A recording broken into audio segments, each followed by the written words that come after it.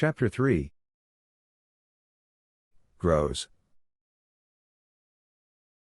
At 15, Gabriel already lived with an independence unfitting for his age, money in the bank, a car at the door, household help, and a strict discipline that combined meditation with physical training. The colonial city where he still had family had become too small for him. Youth was chiseling an athletic body, and his face, ashen blonde hair, brown eyes, was beginning to draw glances, but what truly defined him were his blades. He honed daggers, hatchets, and darts with a dancer's precision and a warrior's resolve. His solitude tempered a dangerous character. He was still living in the big house that had once been his family's pride. Long hallways, doors that creaked in the wind, and overgrown gardens composed a scenography of defeated splendor that, far from unsettling him, calmed him. There he perfected mind and body, a voluntary isolation, the forge of something more than an adolescent. His surname opened doors. The Ramos name carried weight in the port since the days of commerce and sales. His grandfather, a regional politician, had left marks that still commanded respect. Thanks to that lineage, Gabriel joined the local police fire brigade as a lifeguard, a position meant to be symbolic and harmless that he turned into something else: access. Access to human fragility. Accidents, fires, disasters, moments when masks fall and people show what they are. He watched blood and chaos without blinking. He was not a spectator, he studied. For months he kept silent, letting others underestimate his youth. Until, in a nearby villa, fire climbed the rafters and panic paralyzed the veterans. The heat was a lash, the smoke, a wall. Gabriel heard the whistle of open gas before anyone else. The commander, an aged, demoted policeman, froze in front of the tank. Then Gabriel sprang forward, he shut the valve with exact movements, without hesitation, and took the commander by the arm, leading him out of the blaze without humiliating him. His question, "Are you all right?" was not comfort, it was assessment. The veteran understood that this boy feared nothing, and that he controlled the scene as if he had rehearsed for something darker. Upon reaching adulthood, the big house became a mirror, disordered gardens, an underground order wrestling with chaos. Outside, he threw knives at a mango stump, each blade that stuck felt like a victory over the world. In a bar one night, someone appeared at his side without him noticing, a shadow sprung from nowhere.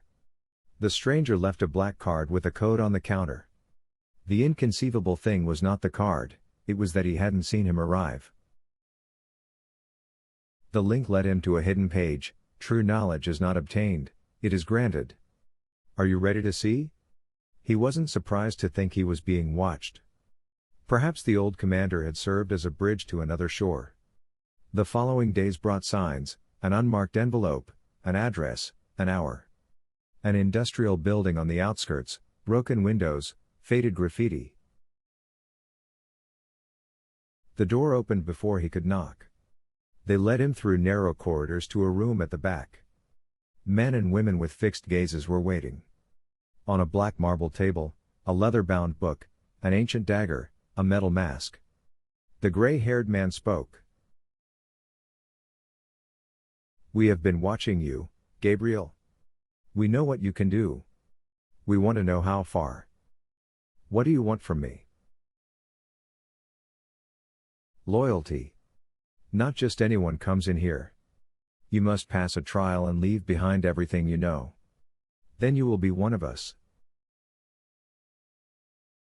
The trial was simple in theory and brutal in practice: disappear. Fake his death with such mastery that no one could doubt it or identify a body. To achieve it, he needed a double, someone of similar build. He found a homeless alcoholic on the outskirts of the municipal market. The plan clamped down on the house like a vice: bare walls, a yellowish bulb, wood groaning under the rain. Every step rehearsed to the millimeter. The chosen place was La Seneca, a road of ravines, curves, and gnarled trees. His contact waited in the dimness, pushing a bundle. The accident was a ferocious choreography: a sudden swerve, the car off the road, the dry impact against the trunk. The metal screeched, Then came the fire. The smell of gasoline rose like a black prayer. Gabriel watched without blinking until the flames devoured everything: papers, chassis, features. The phone vibrated. All clean. See you at the point. He didn't look back. The past burned behind him with the obedience of a bonfire. The city kept breathing as if nothing had happened. The beast had grown. And, at last, it was hungry. If you enjoyed this story, don't forget to subscribe, leave a like, and share it with someone who loves a good tale. Your support helps me keep creating more stories for you. See you in the next chapter.